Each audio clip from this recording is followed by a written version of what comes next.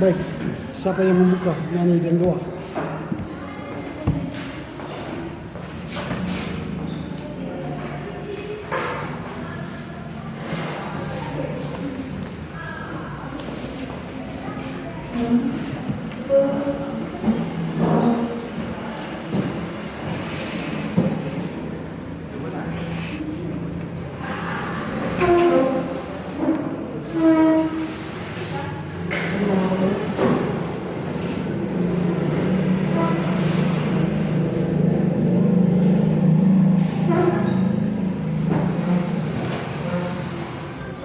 Shalom bagi semua. Sebelum kita memulai perkuliahan kita, mari kita memuji Tuhan dari Kidung Jemaat 415 ayat 1. Dari Kidung Jemaat 415. Gembala baik bersulinan satu dua. Gembala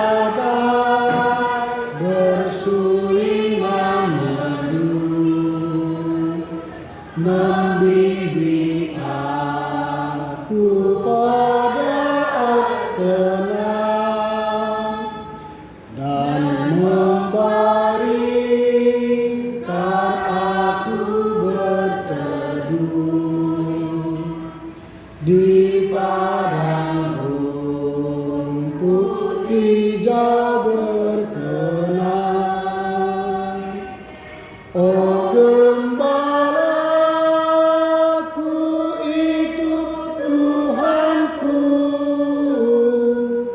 membuat aku tentram hening, mengalir dalam sungai kasih-Ku, kuasa damai cerlang bening. Mari kita bersatu dalam doa. Puji dan syukur dan panjatkan kehadiran Tuhan, oleh karena kasih-Mu kami beroleh kesehatan dapat berkumpul pada pagi hari ini di dalam doa. Tuhan Yesus, pada saat ini kami memulai perkuliahan kami, kiranya Tuhan berkati hati dan pikiran kami, agar kami dapat menerima apa yang disampaikan dan diibaratkan oleh dosa kami. Kami juga berdoa untuk Bapa dosa kami, kiranya Tuhan memberikan kesehatan, ketabahan, panjang umur, dan lapang dada untuk membimbing dan mengajari kami. Aktivitas pembelajaran kami selanjutnya kami serahkan ke dalam tangan pengasihan Tuhan. Dalam Kristus Yesus kami memohon dan mengucap syukur kepadamu. Amin. Amin.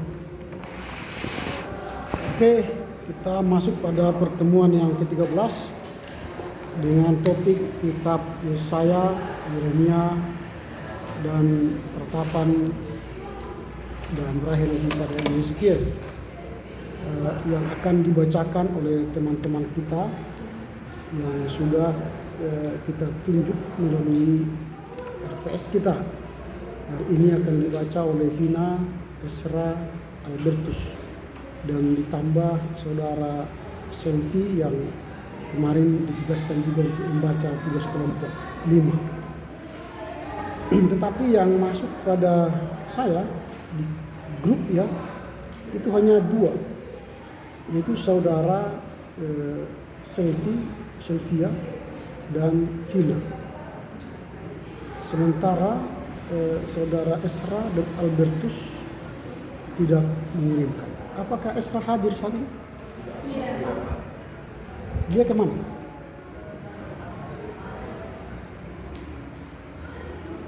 Kemudian Albertus?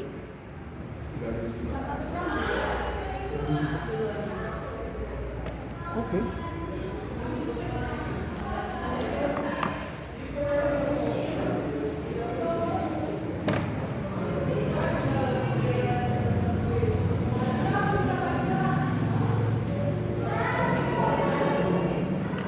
Ya, dengan demikian kita akan mendengarkan 2 orang yang akan melaporkan bacaannya, yaitu saudara Vina dan Sylvia. Sebelumnya saya akan absen dulu kita, Albertus tidak datang ya, Ardi, Dwi, Elinta, Elna,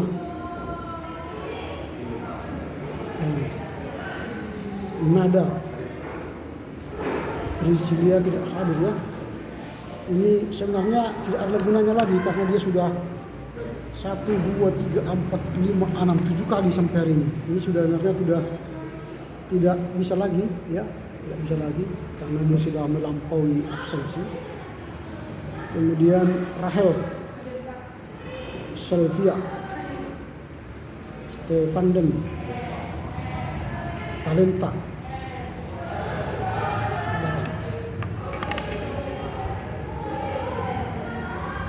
Vertisima, hah? 1, 2, 3, 4. Ini sudah keempat ya bagi dia. Nanti kalau satu kali lagi dia pun akan gagal dari kelas saya. Vina, salah tadi tidak datangnya.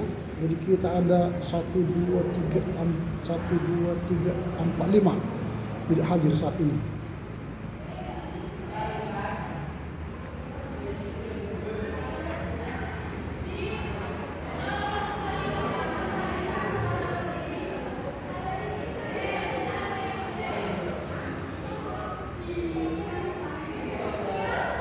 Oke, ini absensi. Silakan teman-teman. Kita mulai dari saudara Vina.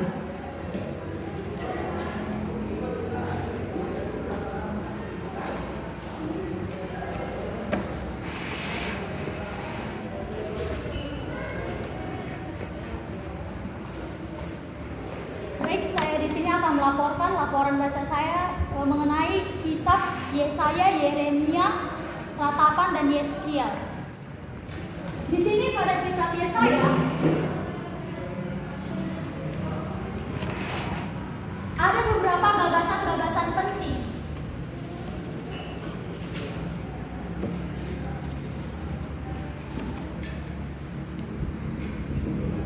Yang terdiri dari sifat yang dapat dipercayai dari Tuhan.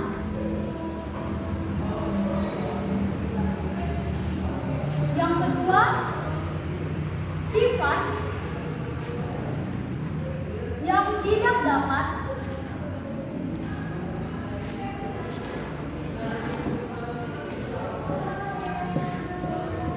dibandingkan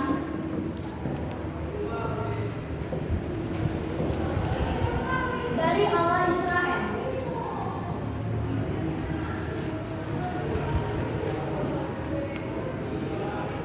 Dan yang ketiga, kedaulatan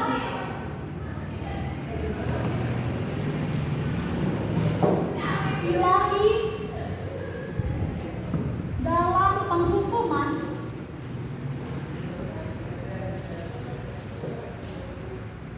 dan pembebasan.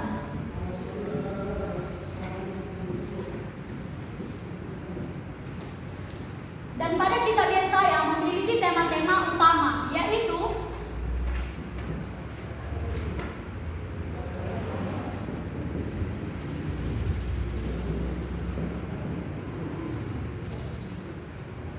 nama-nama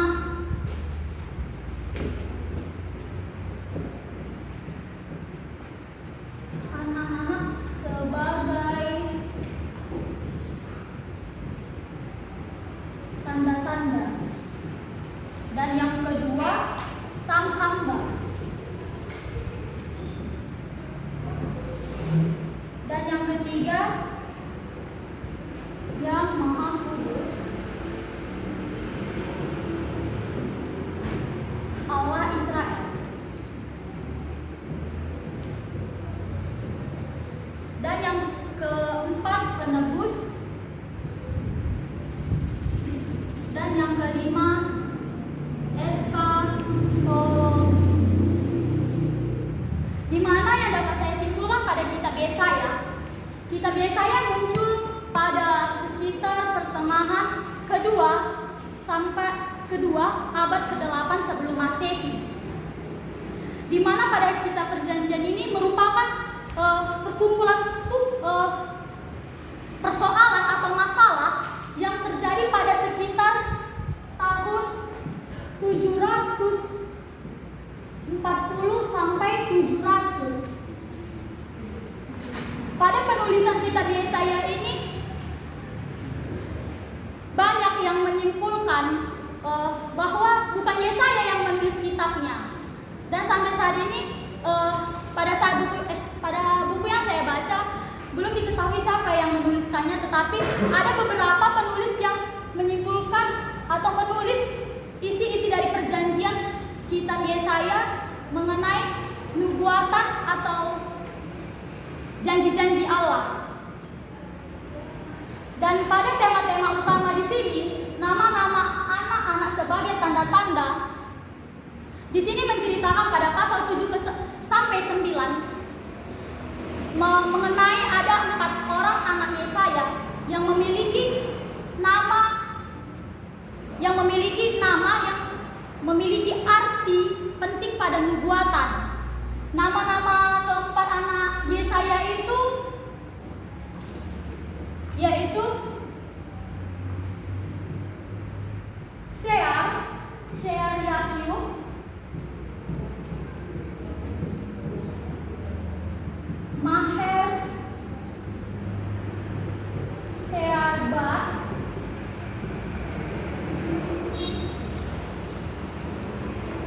di sini keempat nama-nama anak dari Yesaya ini memiliki arti dari nubuatan Allah. Jadi pada sang hamba yang poin kedua dari tema utama menceritakan di mana kesetiaan seorang hamba yang membantu penubuatan atau perjanjian-perjanjian Allah untuk bangsa Israel. Di mana di kitab Yesaya menyebutkan bahwa bangsa Israel itu adalah bangsa pilihan Tuhan, tetapi tidak menyebutkan sebagai Mesias. Tapi banyak orang menyimpulkan bahwa hal tersebut sudah termasuk kepada Mesias.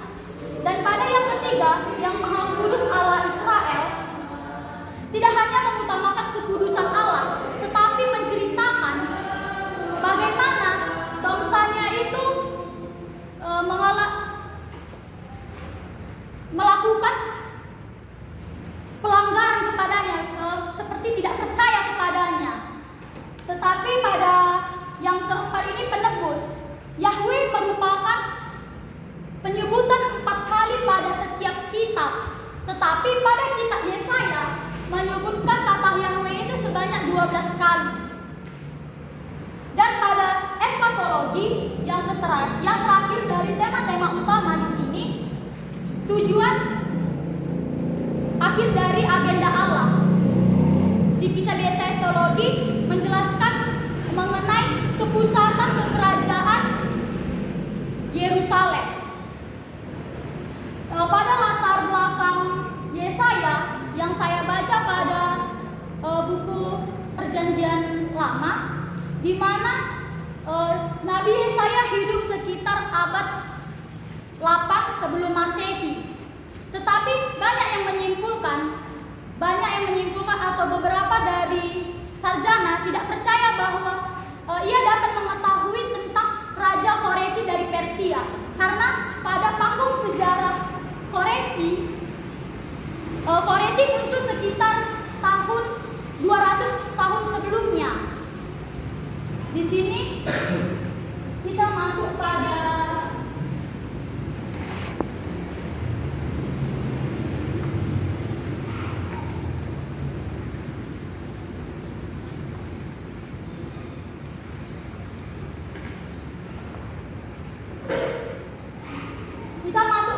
Yeremia.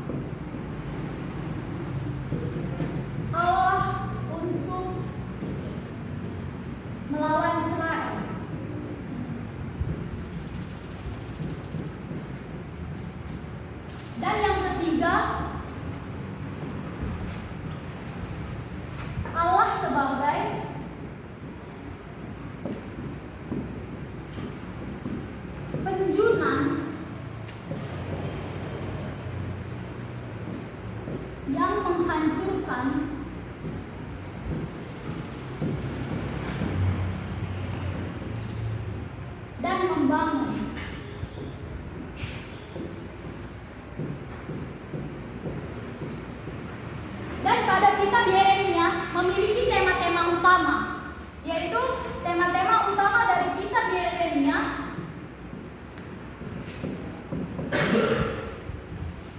yaitu kebijakan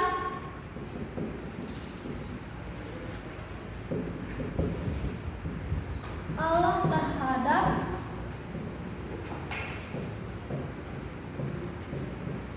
bangsa-bangsa. Dan yang kedua, perjanjian baru.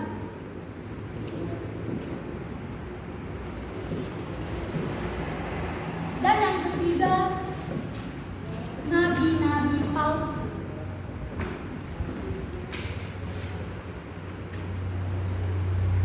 Di sini saya akan menjelaskan tema-tema utama dari kitab Yeremia, yaitu yang pertama, kebijakan Allah terhadap bangsa-bangsa, di mana ia menceritakan tentang kebijakan Allah menghadapi bangsa-bangsa itu. Tetapi bukan hanya kebijakan itu yang tertera pada kitab Yeremia, tetapi kebijakan Allah itu telah diterapkan kepada seluruh kitab-kitab yang ada.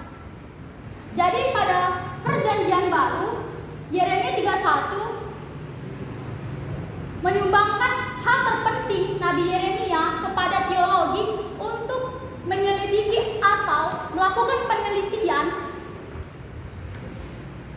untuk memastikan perjanjian baru dan membandingkan dengan perjanjian-perjanjian yang lain.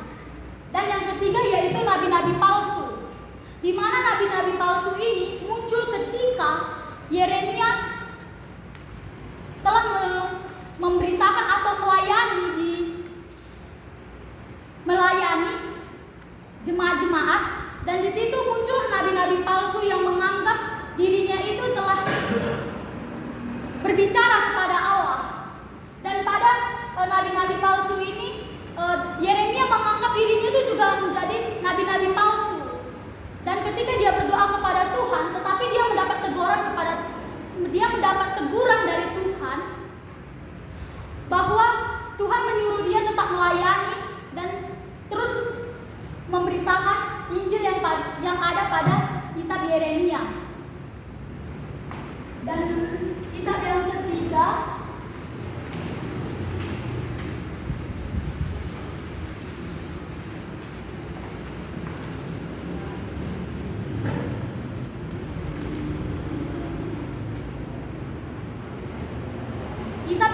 yaitu ratapan, di mana ratapan memiliki gagasan-gagasan penting, yaitu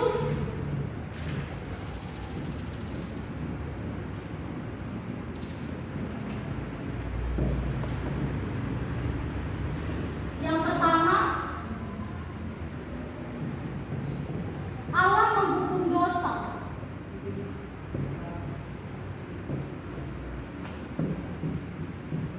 Dan yang kedua, penghakiman.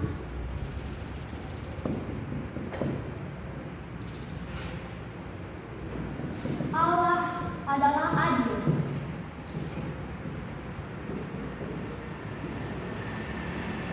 Dan yang ketiga, Allah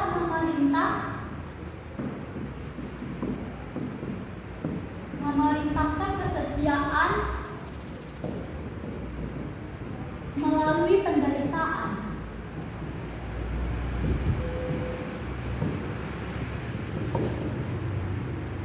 Dan yang keempat,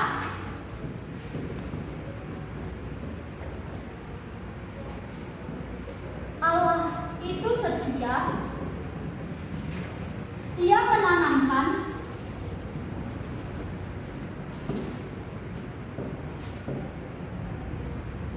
pengharapan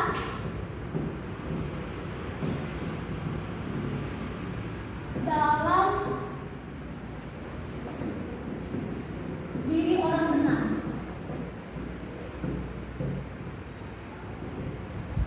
Dan pada ratapan memiliki tema-tema utama yang terdiri dari tema-temanya itu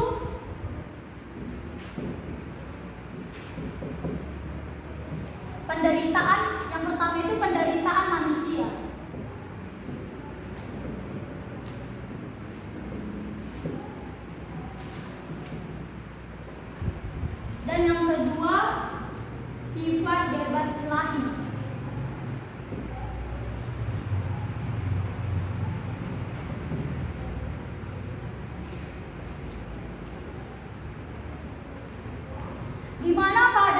kitab ratapan ini yang memiliki tema-tema utama yaitu penderitaan manusia, kitab ratapan dengan jelas melukiskan aspek pembalasan dan penderitaan manusia yang memiliki contoh Yahudi yang mengakui dirinya itu salah dan dibuangkan ke dalam dan yang dibuangkan ke Babilonia untuk merasakan penderitaan manusia. Dan pada tema yang kedua yaitu sifat bebas ilahi, di mana di tengah-tengah akibat Yerusalem menyaik, mengeluhkan dan menggunakan Yehuda raja iman dan memiliki sifat yang bebas ilahi. Dan pada kitab terakhir yaitu Yehezkiel.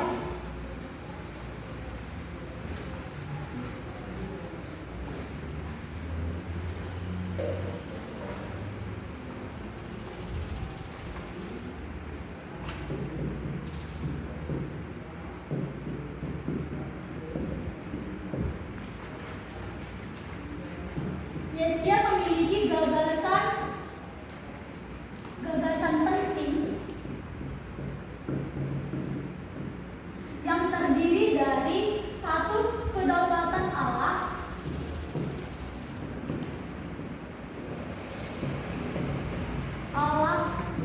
atas Israel dan bangsa-bangsa.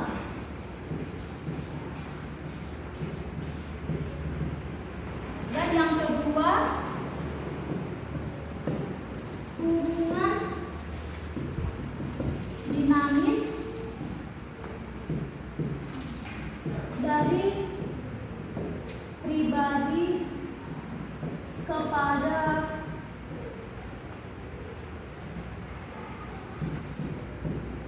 sebuah kelompok.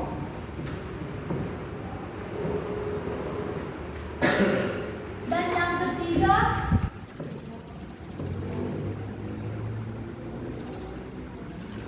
tanggung jawab pribadi dan penghakiman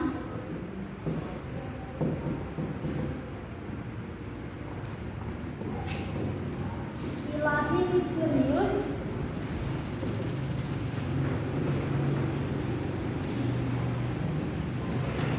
yang saling memengaruhi.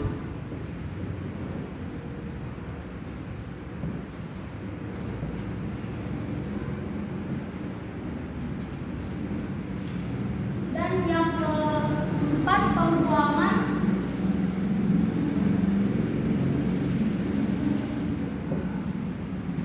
Babilonia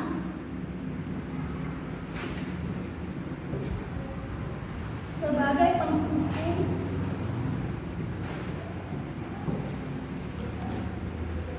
penghukuman atas dosa penyembah berhala.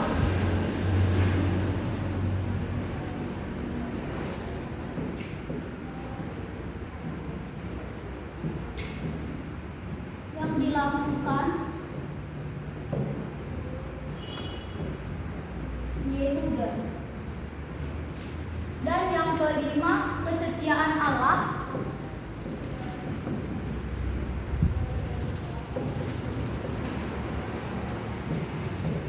kepada janji-janji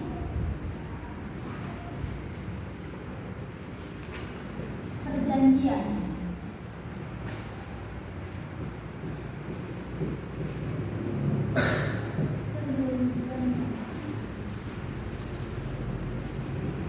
Dan yang keenam, pemulihan Israel yang baru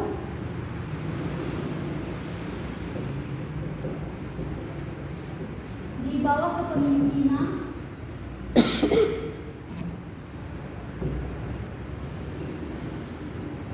keturunan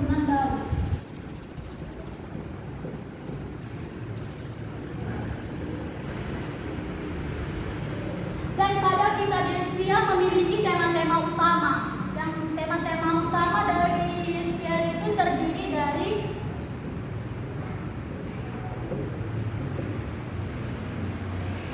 anak manusia,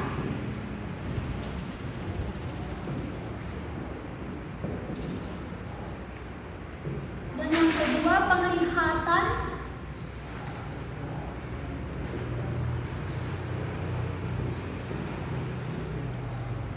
kereta perang Yeskiel,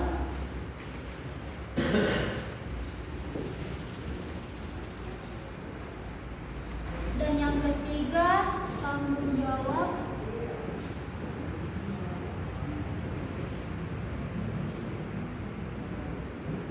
pribadi, dan yang terakhir itu sastra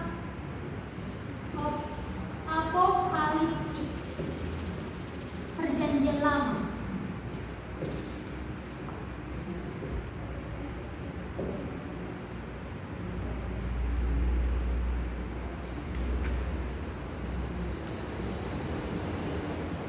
Di mana Yeskiel disebut sebagai anak Musi keturunan Zadok. Nabi Yeskiel merupakan nabi-nabi besar urutan ketiga setelah Yesaya dan Yeremia. Dan pada tema-tema utama yang terdiri dari anak manusia, di mana Tuhan menyebutkan Yeskiel dengan sebutan anak manusia sebanyak 90 kali dalam kitab Yeskiel.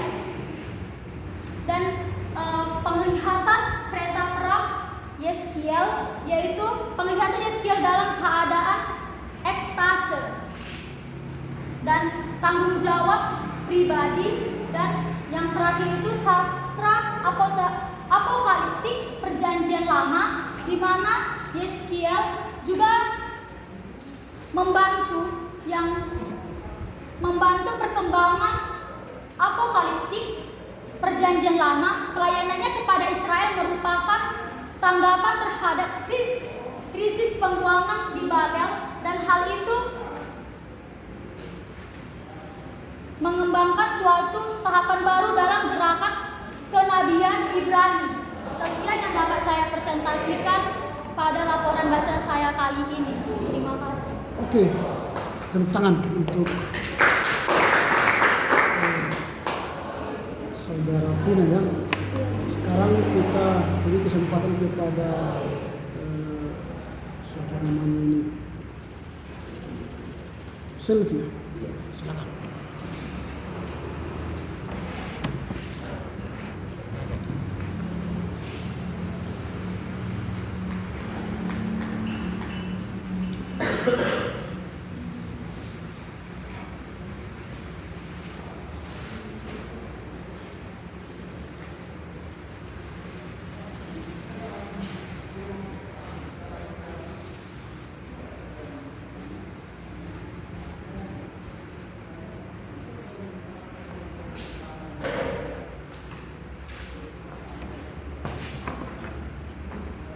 Baik, di sini saya akan menampilkan laporan baca saya yang saya pahami dari yang pertama dari kitab Yesaya. Di sini saya akan membahas dari mulai penulisan dari kitab Yesaya. Kitab Yesaya merupakan hasil perdebatan yang ditulis oleh Nabi Yesaya pada abad ke-8 sebelum Masehi.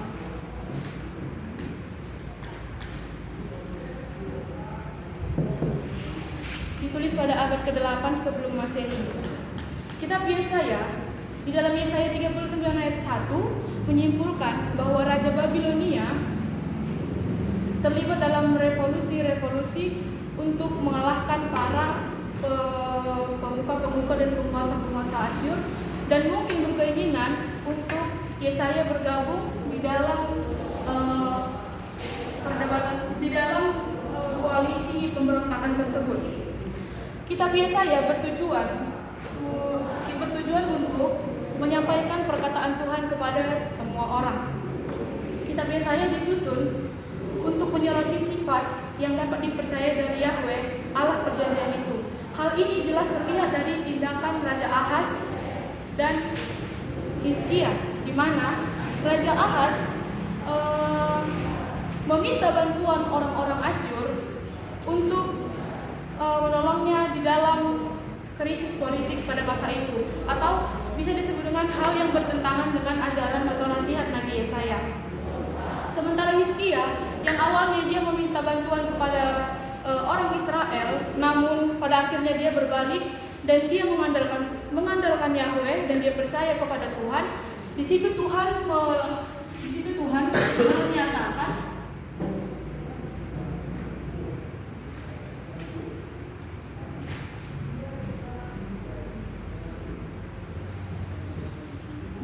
kedaulatannya.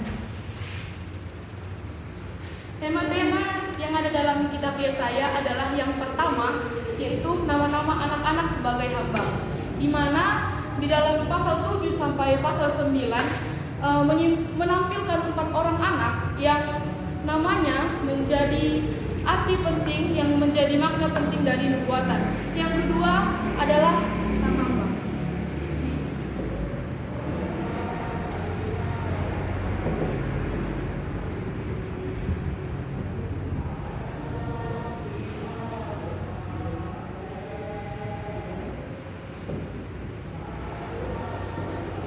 Yang kedua adalah sang hamba.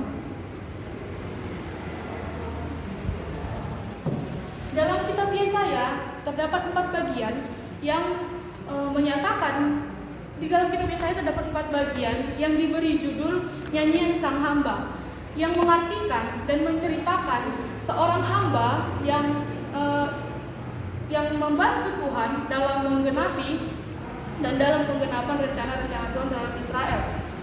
Dan yang ketiga itu adalah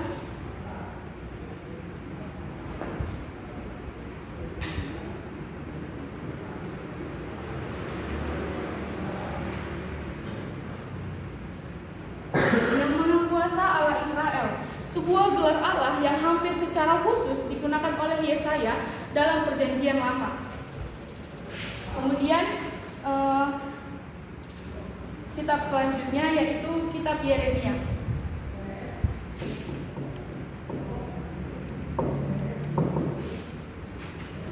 Kitab Yeremia memiliki gagasan-gagasan penting.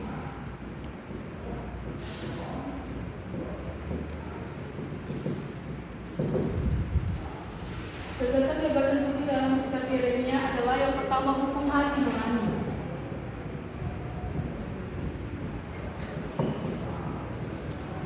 Hukum hati nurani.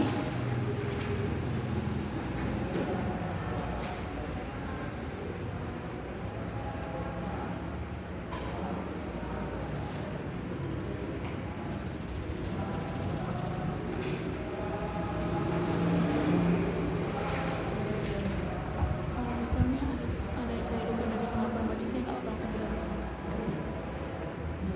Kemudian dalam kitab Yeremia juga terdapat tujuan, yaitu tujuan dari kitab Yeremia adalah untuk memanggil kembali bangsa Yehuda supaya kembali berpengharapan kepada janji setia yang daripada Tuhan,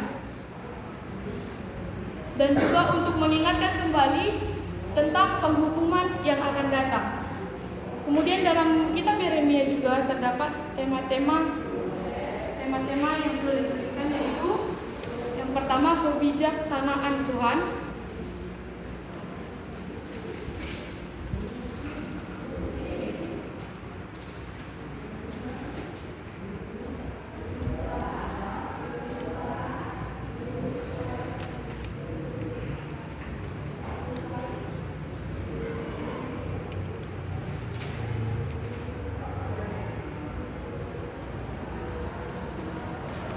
Baik, saya lewatkan.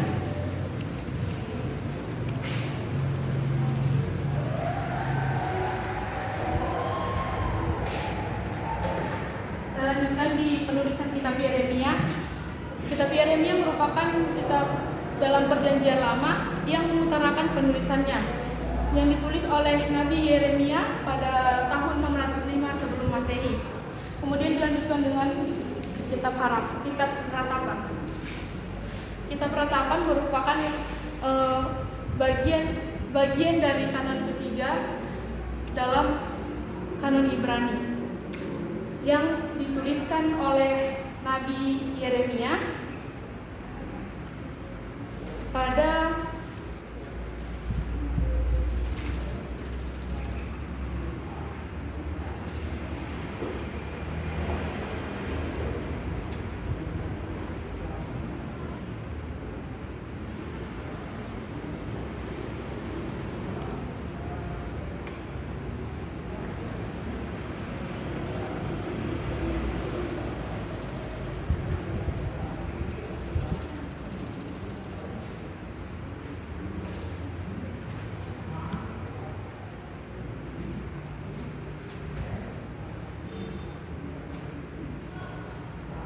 saya lanjutkan di tujuan kitab Ratapan, yaitu supaya setiap anggota jemaat atau setiap umat dapat mengingat bahwa kehancuran kota Yerusalem merupakan akibat dari dosa-dosa bangsa Israel, sehingga pada masa saat ini manusia bisa melihat bahwa kehancuran dunia atau penghukuman akan dunia itu adalah akibat dari dosa-dosa manusia.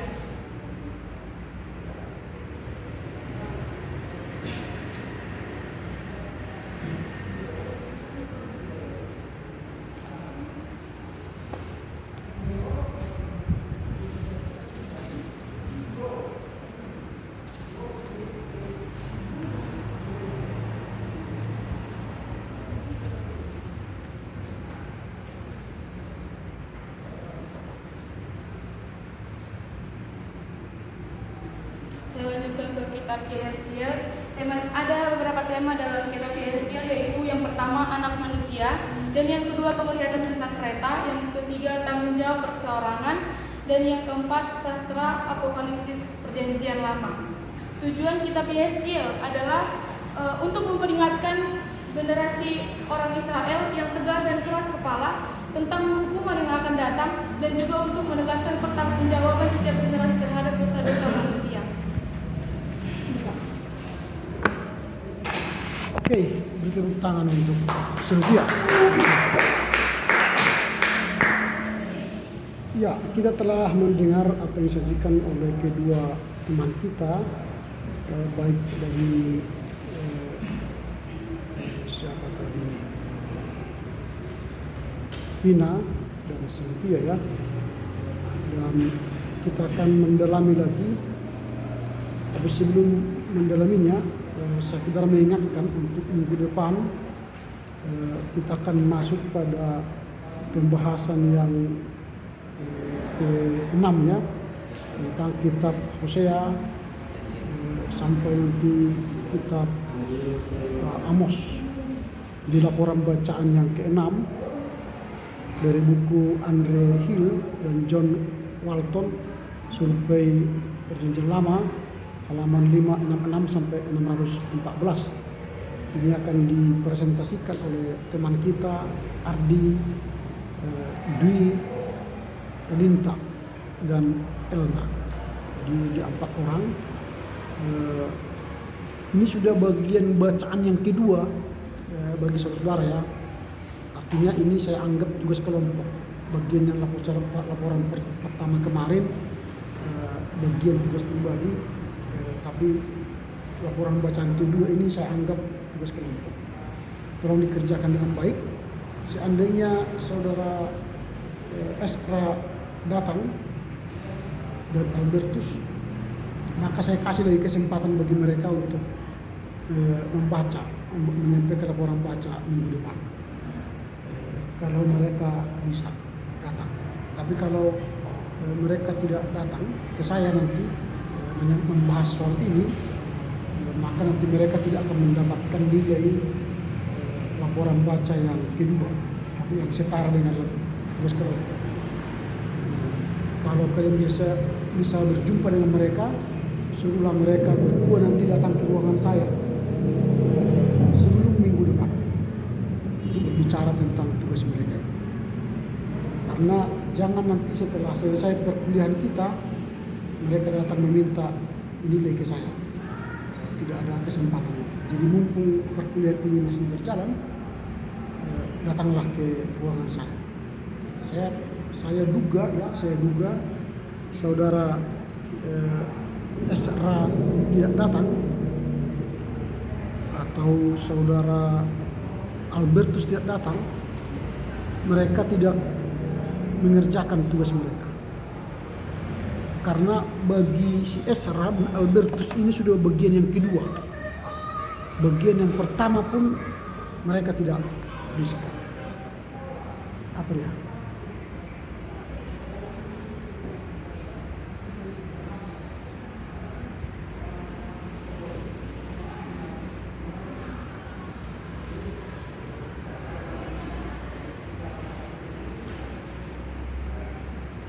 Sebentar ya.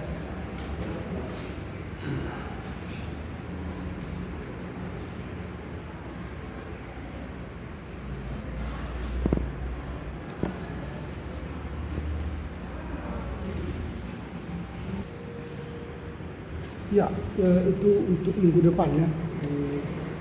Saya menduga mereka tidak mengerjakan. Karena ini sudah laporan bagian yang kedua bagi mereka. Laporan yang pertama juga saudara Esra tidak mengerjakan. Baru kedua juga si Albertus tidak mengerjakan. Jadi kalau mereka berdua nanti tidak mengerjakan salah satu tugas mereka, maka mereka kehilangan angka 25. Jadi makanya saya bilang kemarin, ya maksimallah nilai C nilai mereka. Sayang kalau mereka bagus yang lain. Jadi mohon kalian sampaikan kepada mereka supaya datang lagi ke ruangan saya, karena masih ada kesempatan 3 kali laporan baca lagi. Mereka mengambil bagian di sana. Karena walaupun nanti mereka ambil satu lagi ini, nilai mereka hanya 12,5, 12,5.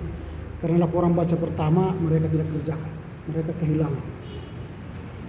Gitu ya.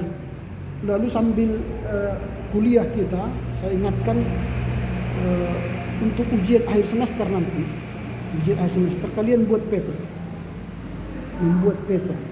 Jadi ujiannya membuat paper, membuat makalah. Jadi tidak ada ujian untuk sebutkanlah ya saya, apa gagasan ya saya, itu bukan lagi pertanyaan anak kuliahan. Kalau tengah semester saya buat seperti itu hanya menguji kemampuan kalian. Tapi kalau sudah akhir semester saya bukan lagi menguji, tapi saya meminta output dari pertemuan ini, perkuliahan ini.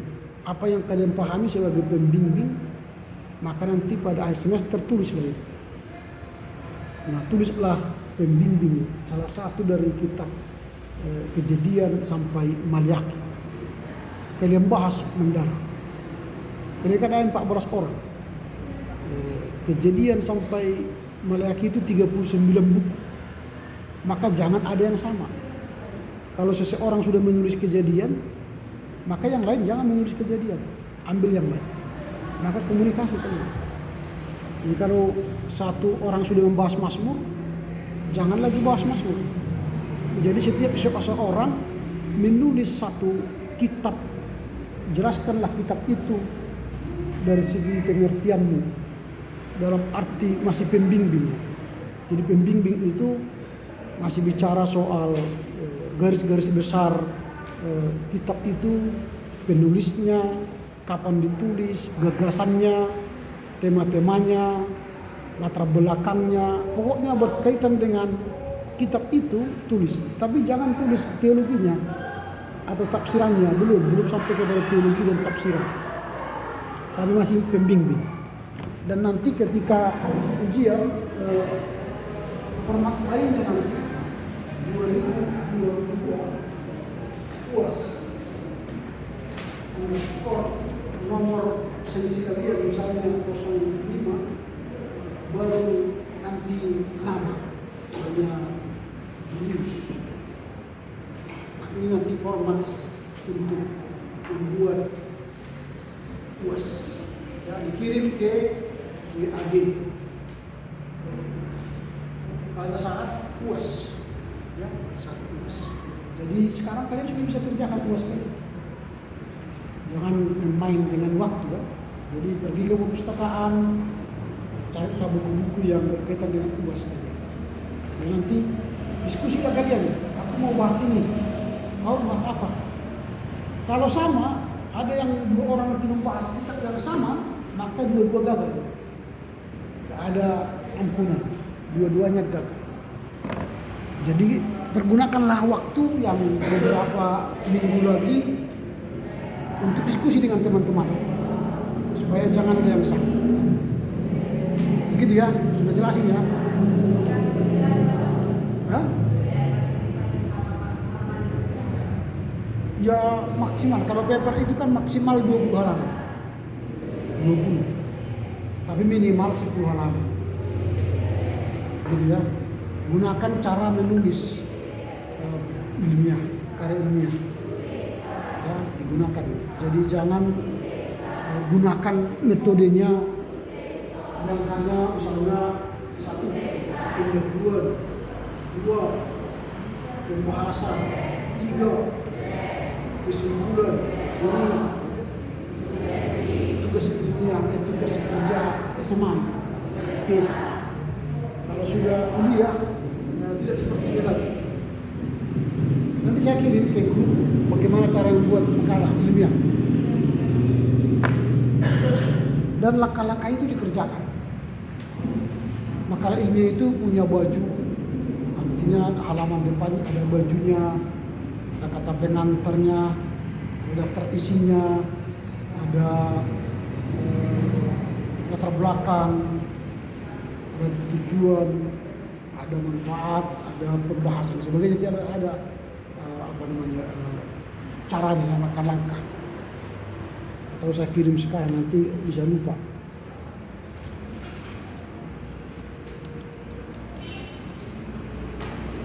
Karena nanti saya lupa, padahal waktu sudah jalan terus ya. Sebentar saya kirim.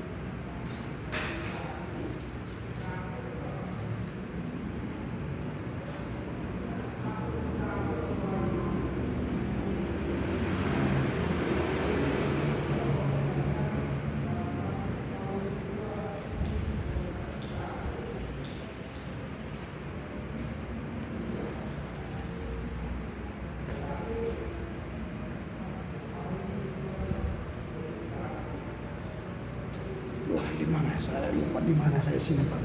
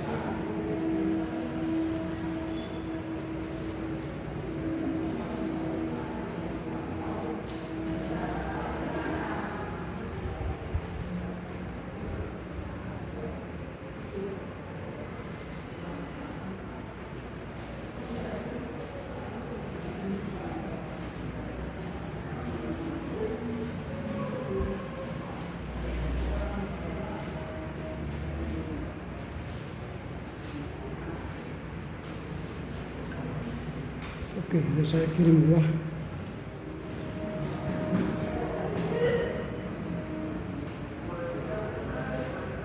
Ya, sudah saya kirim. Nanti dibaca itu. Dari situ kalian bisa mengikuti bagaimana cara menulis karya ilmiah.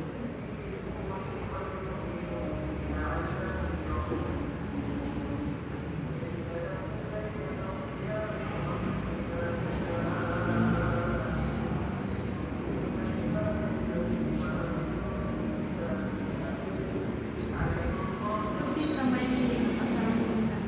Ya, itu aja diikuti nanti ya. Prokur itu menggunakan logo estetik. Ya, pakai logo estetik.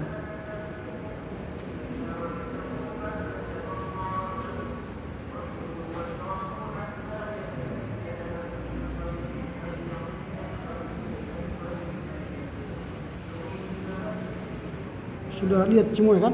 Sudah bisa dibaca ya. Nanti diikutilah itu.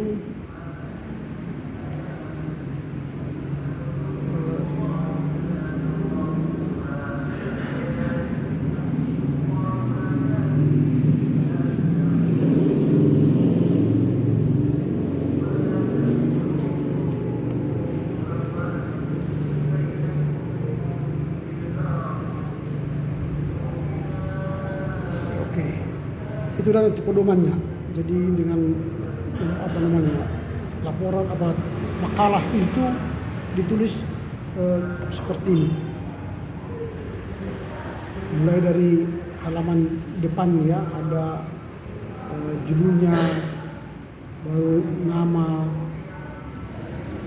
baru kata pengantar, ada daftar isi, ada latar belakang, rumusan masalah, tujuan, itu saran dan sebagainya. Itu tentu kalian sudah diajari itu pada mata kuliah penulisan karya ilmiah kan, sudah diajari kalian itu. Jadi hanya saya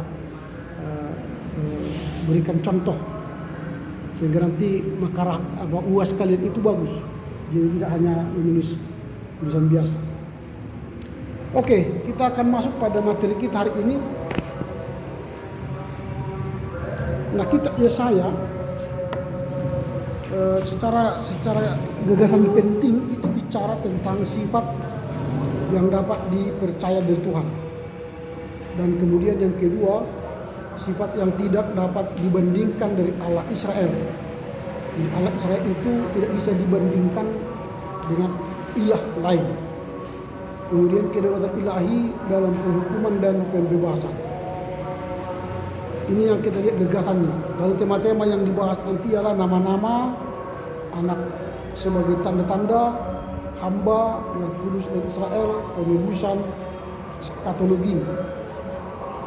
Nah, kalau kita lihat lagi lebih dalam untuk membaca kitab Yesaya ini, garis-garis besarnya sudah ada. Ada pendahuluan, kemudian hubungan dengan Asyur, kemudian hubungan dengan Asyur skenario pertama dan skenario kedua, baru skenario ketiga dan keempat.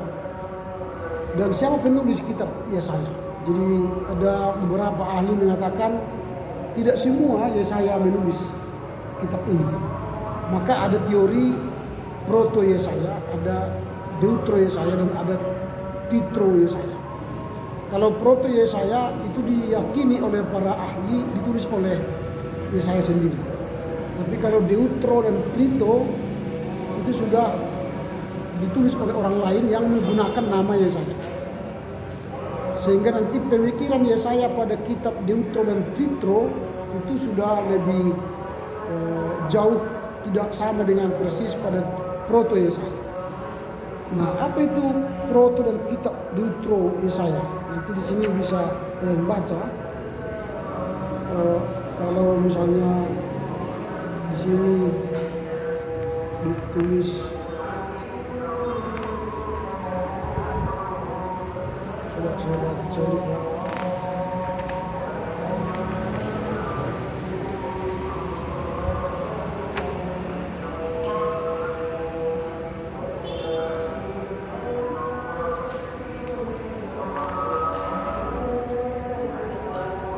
oleh apa ini tidak begitu jelas dia membagi antara proto, antara deutro dan trito Yesaya.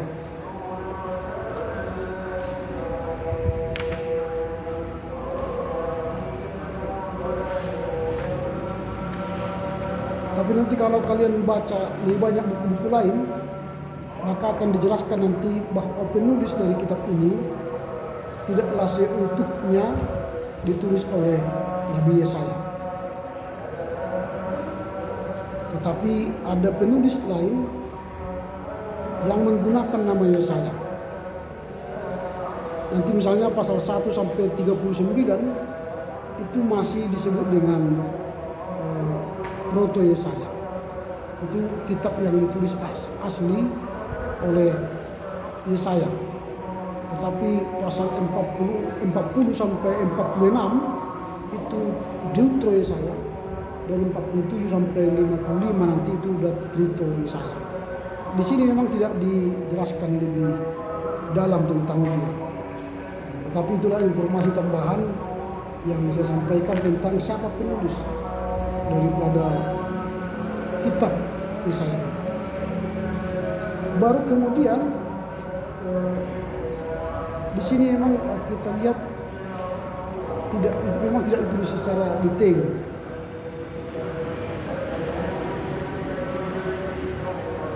Ya, tidak ditulis secara detail. Tapi kalau dibaca halaman 520, struktur pertama, skenario pertama itu ya, skenario pertama, kemudian skenario kedua, skenario ketiga, dia menggunakan kata skenario. Tapi dalam pembahasan yang lain, skenario itu disebut juga dengan proto, deutro, dan tito. Nah, ini pasal 1 sampai pasal 39 itu adalah proto. 40 sampai 55 itu adalah deutro. Ini yang kita lihat nanti di sini. Kalau di sini memang tidak dijelaskan secara. Baru pasal 56 sampai pasal 66 itu disebut dengan Trito Yesaya. Jadi sudah jelas ya nanti di halaman 520. Tapi dia tidak pakai istilah proto, deutro, dan tito. Jadi pasal 1 sampai 39 proto, 40 sampai 55 deutro, dan 56 sampai 66 itu trito. Jadi yang penulis asli Yesaya 1 sampai 39. Deutro itu dan trito itu dia menggunakan nama Yesaya, tapi pemikiran-pemikiran Yesaya tidak begitu kental lagi di pasal-pasal itu. Nah, nanti kalau kalian menafsir pembahasan tentang proto, deutro, dan trito itu sudah harus dipahami.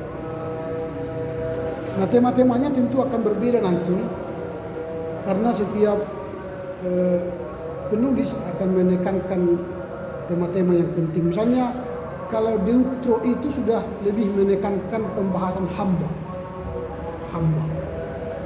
Makanya nanti ada tema-temanya kan hamba. Tapi kalau soal nama-nama anak sebagai tanda-tanda itu proto, itu pemikiran dari Yesaya sendiri. Tapi kalau yang Maha Kudus dari Allah Israel itu sudah trito Yesaya. Nah, ini yang kita lihat. Mengapa dalam tema-tema utama bagian yang pertama itu proto Yesaya itu menekankan nama-nama. Karena nama-nama anak daripada Yesaya sendiri itu menggambarkan situasi Israel. Misalnya anak pertamanya kalau dibuat di halaman 523 namanya itu kan Shear Yashub, artinya bagian sisa itu akan kembali. Jadi dia anaknya lahir di pembuangan Babel, dan sisa-sisa Israel itu nanti akan kembali ke Yerusalem. Itu pada masa itu. Jadi menggambarkan situasi. Lalu ada nama anak keduanya Maher Shalal Hasibas, artinya dengan cepat menjara dengan tangkasnya meroleh rampasan. Ini adalah situasi ketika bangsa Israel di pembuangan itu. Mereka harus cepat merampas, cepat mendapatkan sesuatu. Lalu yang terakhir Immanuel. Immanuel kan Allah beserta kita, Allah beserta kita. Nah ini yang nama-nama yang disampaikan dalam kitab itu proto Yesaya. Lalu dia membahas tentang hamba. Nah hamba di pembuangan kala itu bercerita tentang bagaimana orang-orang yang membantu penggenapan nubuatan itu. Karena mereka kan setelah dibuang, mereka akan kembali ke Yerusalem. Lalu siapa-siapa saja orang yang membantu penggenapan nubuatan ini, itu disebut dengan hamba. Nah, walau pada saat itu hamba itu lebih dirujuk kepada Yesaya atau nabi-nabi. Tapi tidak hanya terbatas pada mereka, tapi orang-orang yang membantu terwujudnya nubuatan itu disebut dengan hamba. Nah, pengertian hamba pada saat ini juga sudah makin mendalam, tidak lagi pada nabi atau pendeta atau sintua, penatua, bertua, bukan hanya itu. Hamba itu dibagi dua, hamba yang tahbisan dan hamba yang awam. Intinya sebenarnya ialah orang yang melakukan kehendak Tuhan ialah hamba. Jadi saya yang tahbisan melakukan kehendak Tuhan, berarti hamba tahbisan. Atau saya kaum awam tapi melakukan kehendak Tuhan, itulah hamba Tuhan tapi kaum awam. Maka muncullah teolog kaum awam. Nah, itu soal hamba. Tapi itu beda dengan pengertian hamba dari teman-teman kita agama lain.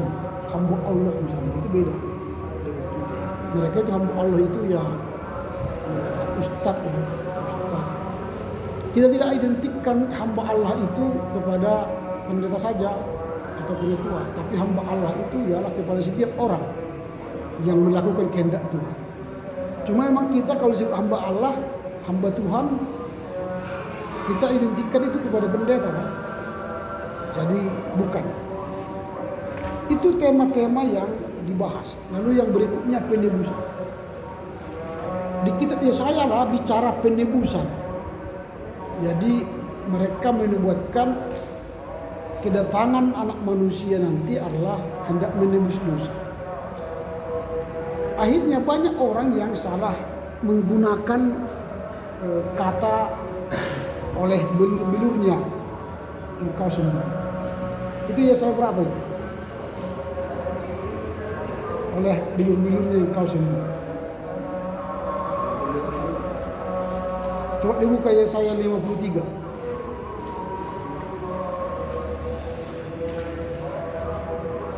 Yesaya 53 ayat 5. Coba dibaca. Tetapi dia tertikam oleh karena pemberontakan kita, dia diremukkan oleh karena kejahatan kita, ganjaran yang mendatangkan keselamatan bagi kita ditimpakan kepadanya, dan oleh biru-birunya kita menjadi sembuh. Nah itu, jadi sering kita membaca teks itu, kita tujukan kepada orang sakit. Ketika kita menjumpai orang sakit, kita berdoa, oleh bilur-bilurnya engkau sembuh. Lalu berkali-kali itu dikatakan atau bahkan dipaksa Tuhan, dalam nama Yesus, oleh bilur-bilurnya engkau sembuh. Jadi seolah-olah pasal 53 ayat 5 ini dipakai untuk orang yang sakit fisik. Padahal ini bukan. Ini bukan bicara sakit fisik. Ini bicara penebusan. Jadi akan ada seorang manusia yang kepadanya ditimpakan beban yang tidak berdosa, jadikan dia berdosa, lalu dia ditikam, dibunuh, mati.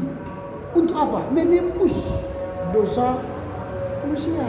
Jadi oleh bilur-bilurnya dalam tradisi Yahudi ini, cambuk itu ada di ujungnya ada besi bengkok.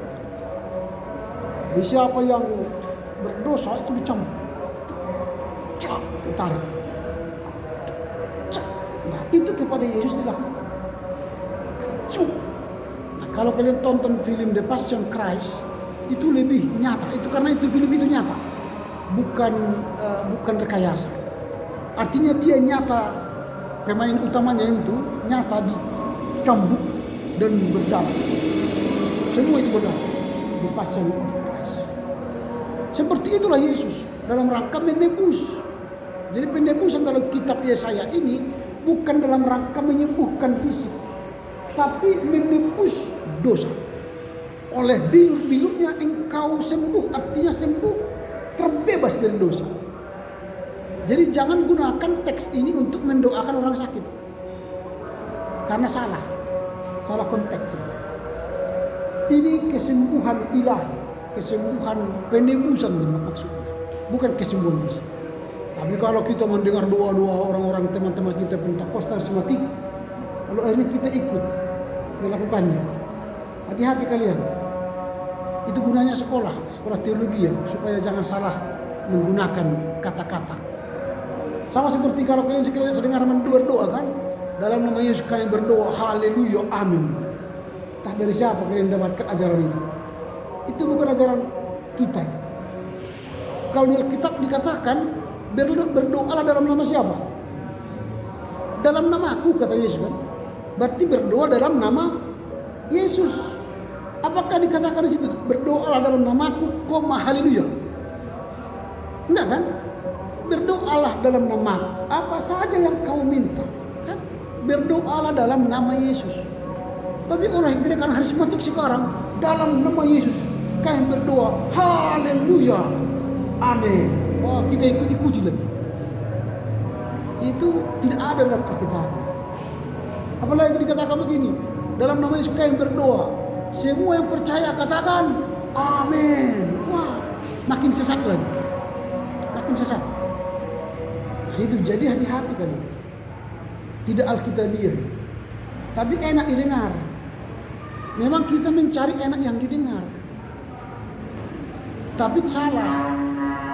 Sama seperti lagu dikatakan begini, aku anak raja, kamu anak raja, kita sama-sama anak raja, gitu kan? Dan kalian senang menyanyikan itu. Coba cek dalam Alkitab, ada anak raja enggak?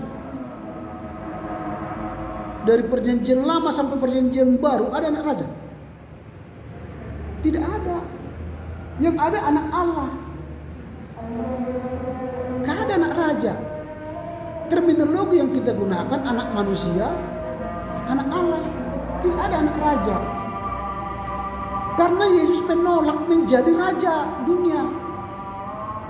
Tapi orang Israel ingin Yesus menjadi raja dunia. Tapi Yesus tidak mau.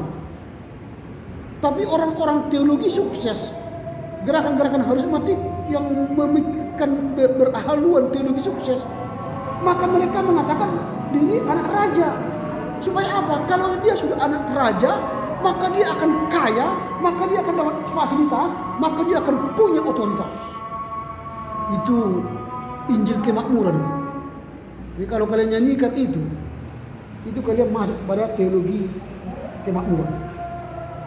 Tidak ada kita anak raja, tapi enak didengar. Aku anak raja, kita anak raja. Kalau sudah anak raja kan enak kan, dihormati kan. Anak raja nggak ada yang miskin. Anak raja itu kaya, teologi sukses. Dan kita bukan anak raja, anak Allah yang menderita. Menderita, bukan kaya. Itu. Jadi banyak lagu-lagu orang-orang karismatik yang kita lakukan, tapi salah. Selamat pagi Bapak, gitu lagi. Selamat pagi Yesus. Kalau saya menyanyikan itu, mendengar lagu itu geli saya mendengarnya. Geli. Kalau saya katakan selamat siang, itu berarti saya berdoa kepada Tuhan supaya selama siang ini kita selamat. Atau saya katakan selamat jalannya, itu saya memohon kepada Tuhan supaya kalian dalam perjalanan diberi keselamatan. Selamat malam, saya katakan kepada kita kalian, berarti saya berdoa kepada Tuhan supaya selama malam kalian selamat dan kita selamat. Jadi kalau saya katakan selamat pagi Bapak, sama siapa saya berdoa supaya Bapak selamat? selamat pagi Yesus. Sama siapa saya berdoa supaya Yesus selamat? Mereka kok yang memberikan keselamatan. Kepada siapa? Berarti kalian minta kepada siapa? Kepada setan. Supaya Bapak itu atau Yesus itu selamat. Maka hati-hati mengucapkan kata-kata. Jadi tidak ada selamat pagi Bapa, selamat pagi Yesus, selamat pagi Roh Kudus. Jadi sama siapa kalian meminta supaya Bapa, Yesus dan Roh selamat? Mereka juru selamat. Gak ada yang lain. Dan banyak sekali kata-kata yang enak didengar tapi salah. Nah ini dalam kitab Yesaya ini. Penebusan itu oleh bilur-bilurnya yang kau sembuh bukan berarti penyakit fisik yang mau disembuhkan, tapi diselamatkan masuk surga, diselamatkan dari ikatan belenggu dosa, menjadi manusia yang selamat. Itu akhirnya baru eskatologi yang disampaikan oleh Yesaya ini soal kerajaan itu bukan kerajaan dunia, tapi itu soal kerajaan Allah. Itulah kitab Yesaya. Lalu kita masuk pada kitab Yeremia. Gagasan utamanya hukum hati nurani. Musuh yang dibawa Allah untuk melawan Israel. Allah sebagai pejunan yang menghancurkan dan membangun. Dan tema-tema yang utama yang dibahas nanti adalah kebijakan Allah terhadap bangsa-bangsa, perjanjian baru dan nabi-nabi palsu. Nah kalau kita lihat nanti kitab Yeremia ini suatu kitab yang unik ya. Karena pemanggilan Yeremia itu beda dengan Yesaya. Kalau Yesaya mengatakan ini aku utuslah aku. Yesaya 6 itu ya. Tapi kalau Yeremia dia tidak mau. Tapi Tuhan katakan sejak dalam kandungan pun aku sudah panggil engkau. Jadi masih di dalam kandungan Yeremia sudah dipanggil menjadi nabinya. Jadi nggak bisa nolak. Ini yang menarik dari Yeremia. Lalu nanti Yeremia adalah nabi yang tak tertandingi. Tidak ada nabi yang menandingi dia di perjanjian lama.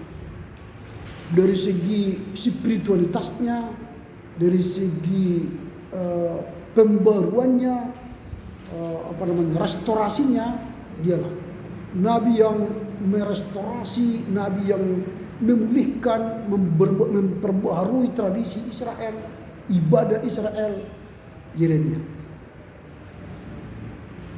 Mengapa? Karena memang kalau kita baca ya penulisan kitab ini 100% ini ditulis oleh Yeremia, dan panggilan dia memang unik.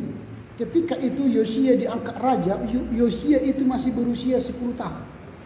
8 tahun. 8 tahun jadi raja. Coba kita bayangkan ada raja yang berusia 8 tahun. Apa mungkin dia bisa menjalankan pemerintahan? Dan pada saat situasi itulah Yeremia dipanggil Tuhan atau berkarya. Itu sebabnya nanti sampai usia 20 tahun Yosia, Yeremia itu membimbing raja itu. Akhirnya nanti Yosia menjadi seorang raja yang bersama-sama dengan Yeremia membarui Yehuda, Israel. Maka mereka menjadi raja dan nabi yang berkolaborasi membarui Israel. Jadi disebut dengan masa reformasi. Jadi Yosia dan Yeremia mereformasi baik ibadah, pemerintahan dan sebagainya. Nanti kalian baca tentang Yeremia ini, dia dikenal dengan nabi yang mereformasi Israel. Lalu banyak nubuatan-nubuatan pada masa Yeremia, dan tema yang dia bahas soal kebijaksanaan. Ini soal kebijaksanaan ini artinya bagaimanalah seorang raja yang masih muda dipimpin oleh raja yang masih muda, berarti butuh dia kebijaksanaan. Dan pelaksanaan kebijaksanaan ini dilakukan oleh Nabi Yeremia. Sehingga benar-benar dia menjadi seorang nabi, selain berjibaku mereformasi Israel, dia juga menjadi nabi yang membawa kebijaksanaan. Kemudian perjanjian baru. Mengapa disebut perjanjian baru? Saya katakan tadi, reformasi yang dilakukan oleh Yosia dan Yeremia ini membawa kepada sebuah tahapan baru. Walaupun disebut perjanjian baru di sini belum terlaksana perjanjian baru, karena perjanjian baru nanti kan setelah Yesus datang. Disitulah masa perjanjian yang dibarui. Tapi ketika masa Yeremia, perjanjian itu masih bagian dari masa perjanjian lama. Tapi dia sudah membuatkan akan ada nanti perjanjian baru. Perjanjian baru itu dia katakan tidak ditulis dalam loh batu, tetapi ditulis dalam hati.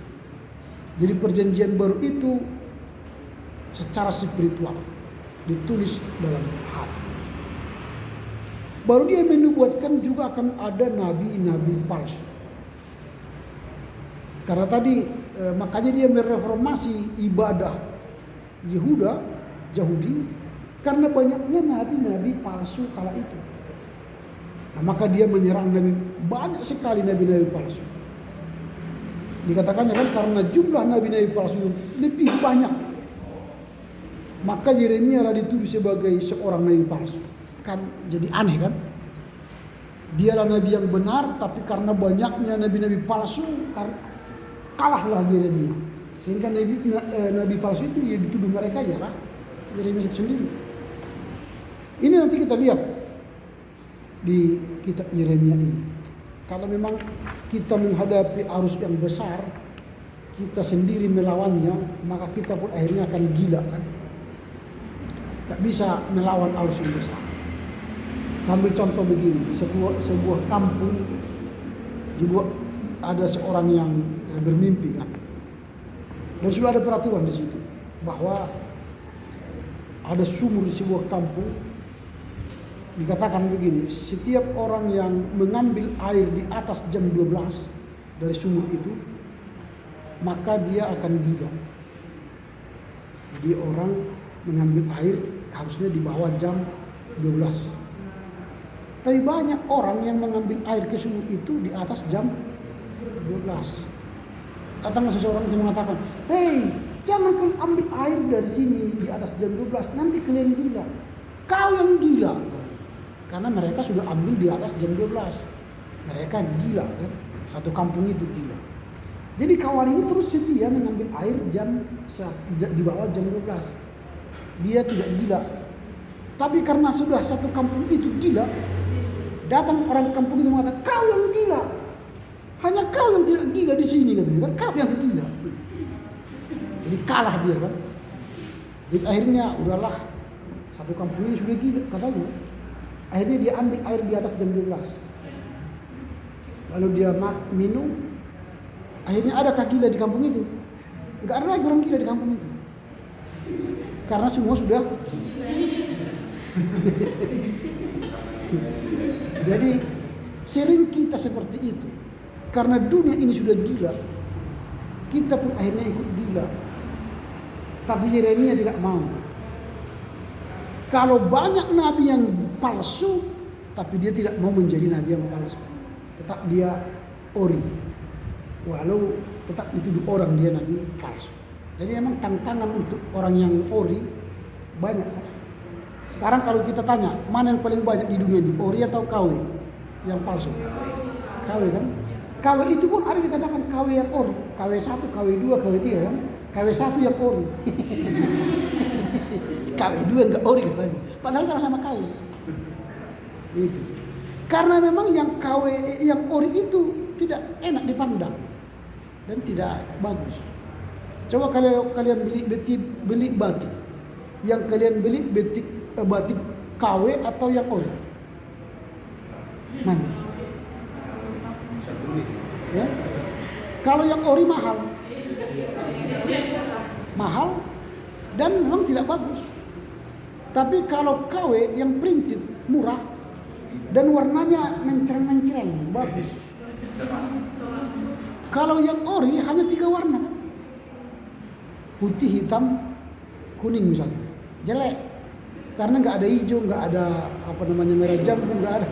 Tapi kalau printed, ya suka-suka. Tinggal desain, cetak cepat.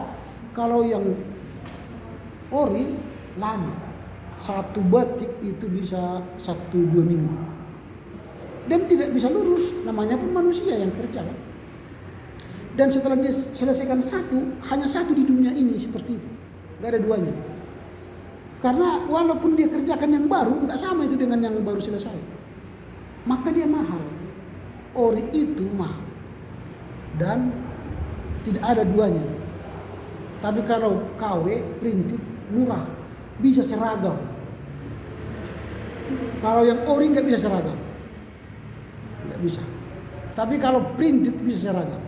Mau model bagaimana? Begini tambah ini, tinggal print. Batik-batik itu print semua. Oh ini enggak. Tapi kalau yang ori memang jelek kelihatan, tapi tidak bagus. Maka begitulah kita. Kalau ada pendeta yang ori sedikit dapat, lebih banyak pendeta yang palsu. Motivasinya maksudnya. Guru pun gitu, banyak guru yang KW karena motivasinya salah. Jadi apalagi guru agama.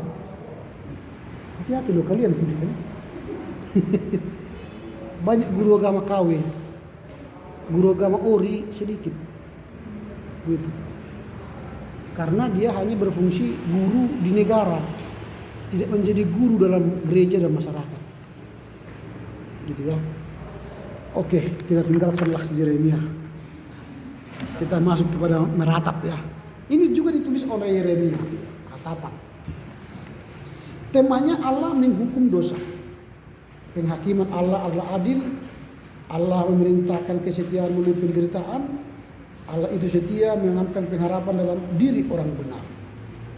Tema utamanya penderitaan manusia, sifat bebas ilahi. Nah, jadi di sini ada digambarkan kehadiran Allah itu melalui motif ditinggalkan. Jadi Allah itu merasa ditinggalkan oleh Allah, sehingga mereka menderita, akhirnya meratap. Kalau kalian pergi nanti ke Yerusalem, tembok itu seperti ini.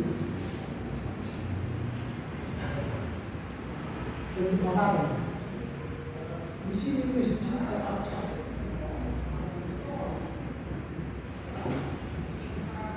Di sini tembok Al-Aqsa.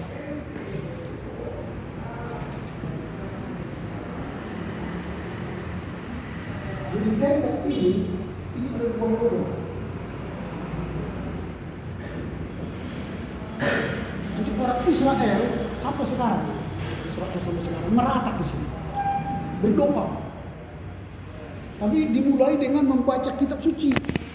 Nanti di emper-emper itu ada yang membaca kitab suci dalam bahasa Ibrani semua di sini. Lalu pakai peci itu Yahudi itu kan, kita harus beli itu supaya bisa masuk ke tempat apa. Jadi $5 masuk kita ke tempat apa. Katanya kalau berdoa di situ dikabulkan Tuhan katanya. Makanya banyak orang Indonesia menitip doanya berdoa di tempat apa, ditulis di kertas, baru dititip bersama orang yang pergi ke Yerusalem, sampai di sana masukkan ke lubang itu. Doa-doa itu supaya dikabulkan katanya. Dan memang orang Israel sampai sekarang berdoa di sini, meratap. Nanti kepalanya diantuk ke dinding berdoa. Makanya mereka di sini ada yang hitam, kayak teman-teman kita itu kan mereka tiru. Ada di sini. Jidatnya itu hitam. Makin hitam makin dekat ke surga kan. Padahal kita mencari bedak supaya jangan ada hitam kan. Karena mereka berlomba hitam. Kalau berjumpa dengan orang yang hitam di sini sudah dekat ke surga. Orang Yahudi enggak. Memang ada cerita katanya jadi dibilang orang itu berdoa di sana dengar Tuhan adalah orang titip doanya. Anaknya sudah lama berpisah dengan dia karena dulu waktu masa-masa sulit dia meninggalkan anaknya, dititip ke panti asuhan. Lalu dia sekarang udah sukses, anaknya tidak tahu di mana. Lalu titip doa, datanglah teman-teman dari Indonesia masuk. Ditulis mungkin namanya, katakanlah namanya si Ratapan Harahap. Cari engkau di mana gitu kan. Jika ada kesempatan hubungi nomor sekian. Masuk. Pada waktu yang sama si Ratapan Harahap itu juga ke Israel. Berdoa di situ. Lihat kertas. Baca. Seorang ibu mencari Ratapan Harahap yang sudah lama ditinggal. Ibunya menunggu nomor handphone sekian. Wah, di teleponnya. Ya, ini si Ratapan dia, ini ibu. Wah, pulang dari Yerusalem bertemu dengan ibu. Terkabul doanya. Makanya banyak orang yang nitip doa ke sana. Ditulis di kertas. Waktu saya juga ke sana juga banyak kertas-kertas sama sekali.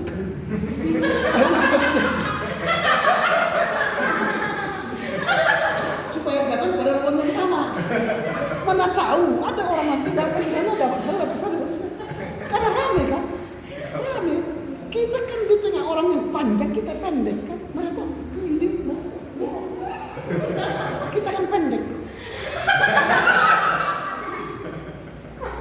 Kita masukkan juga doanya itu. Entah terkabul nggak tahu saya kan? Mereka lah itu aku nggak tahu aku berdoa aja di situ. Cuma karena itu kan ribuan orang datang ke tembok itu, bau kali kan itu. Nggak pernah dicuci itu, nggak pernah disemprot. Dari berbagai belahan dunia ke sana. Makanya kalau berdoa ambil sapu tangan, lidah.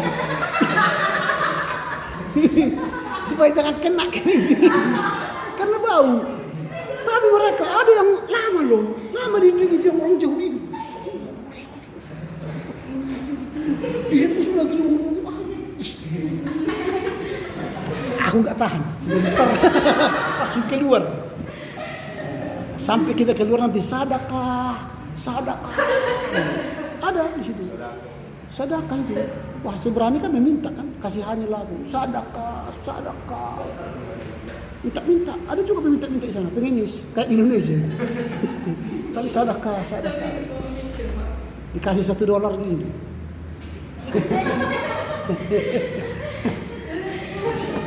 Enak itu. Itu tembok ratapan. Mereka meyakini, mengapa mereka meratap? Karena mereka meyakini Allah meninggalkan mereka dalam penderitaan yang mereka alami di pembuangan kala itu. Padahal Allah tidak menyembunyikan diri, tidak meninggalkan diri. Tapi Allah sedang menguji iman mereka, sedang membimbing mereka di pembuangan. Karena mereka telah meninggalkan Tuhan. Jadi ini ratapan.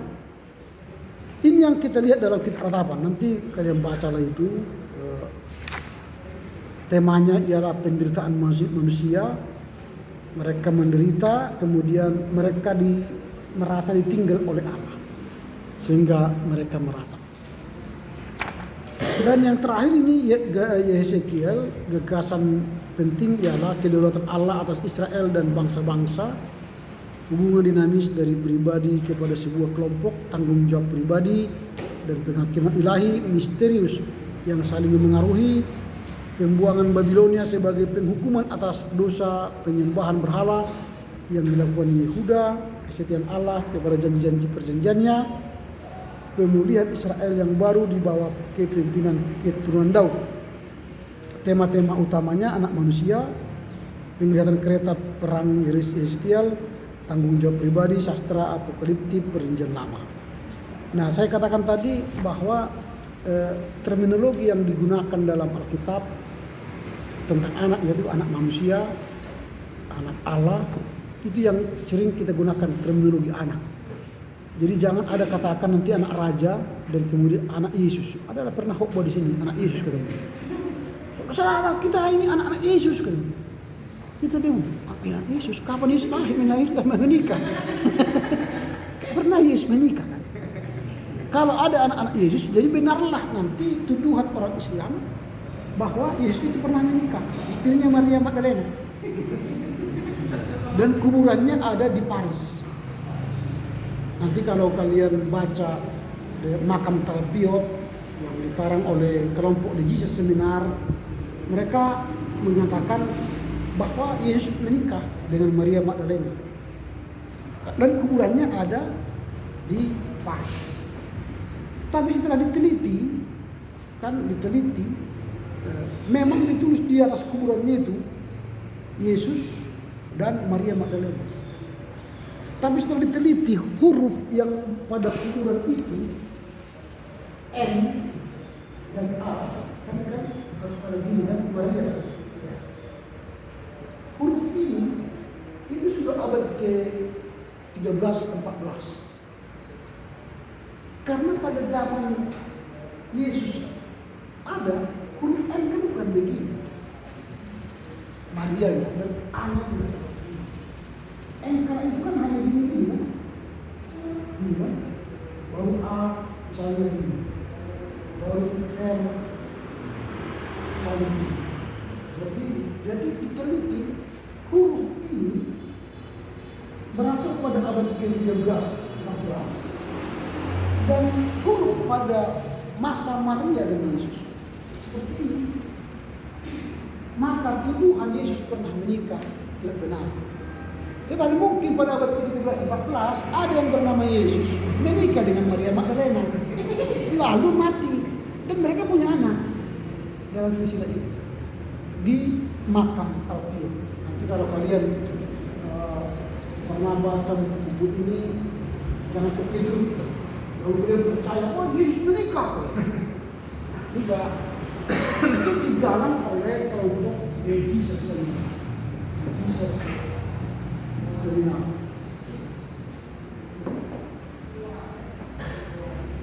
Tokoh utamanya itu Crossan itu tokoh utamanya. Dan ajaran itu pun sampai ke kita. Saya ketika studi pasca sarjana magister teologi di Jakarta, dosen saya masuk kelompok ini di Jesus Seminar. Lalu di kelas saya menantang dia soal di Jesus Seminar ini. Lalu akhirnya dia menulis sebuah artikel di Kompas yang mengatakan Yesus itu tidak bangkit secara fisik, tapi Yesus bangkit secara metafor. Jadi dia sudah masuk kelompok Jesus Seminar. Lalu akhirnya oleh gerejanya dia dipecat dari GKI dan dari ST Jakarta pun dia dipecat. Tapi di kelas saya melawan dia terus soal ajarannya tentang Yesus menikah, Yesus apa. Ya biasalah orang yang melawan di kelas kan dapat nilai bagus dari belakang. Dari bagus. Orang lain dapat nilai A, kita di bawahnya A kan. Ya nggak apa-apa. Tapi kita sudah melawan dengan dia. Nah itu ya. Jadi kalau dikatakan nanti Yesus menikah, itu jangan terkejut. Nah ini yang kita lihat dalam Yeskiel ini. Lalu dia membahas soal selain anak manusia, penglihatan Yeskiel tentang kereta, lalu sastra apokaliptis perjanjian lama.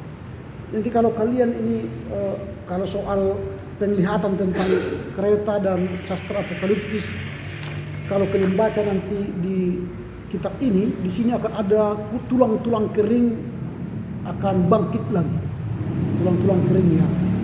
Baru berbicara soal gembala yang tidak baik dan gembala yang baik. Gembala yang baik itu kan ketika dombanya sakit dia obati, dia baluti. Tapi kalau gembala yang tidak baik, mana domba yang tambun dia ambil untuk kebutuhan dirinya.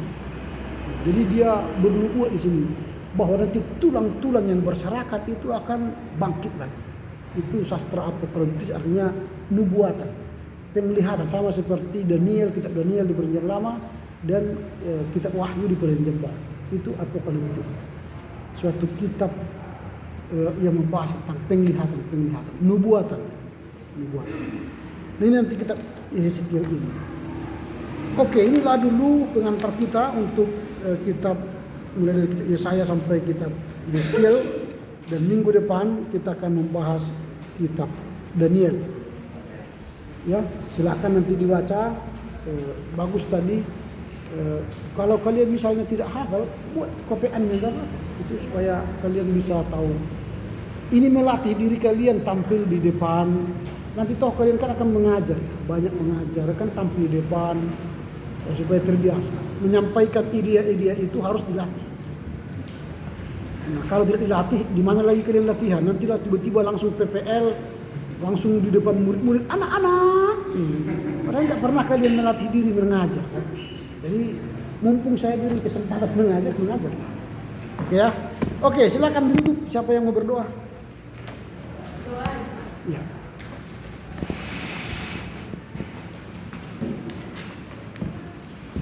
Untuk mengakhiri pembelajaran kita, mari kita berdoa.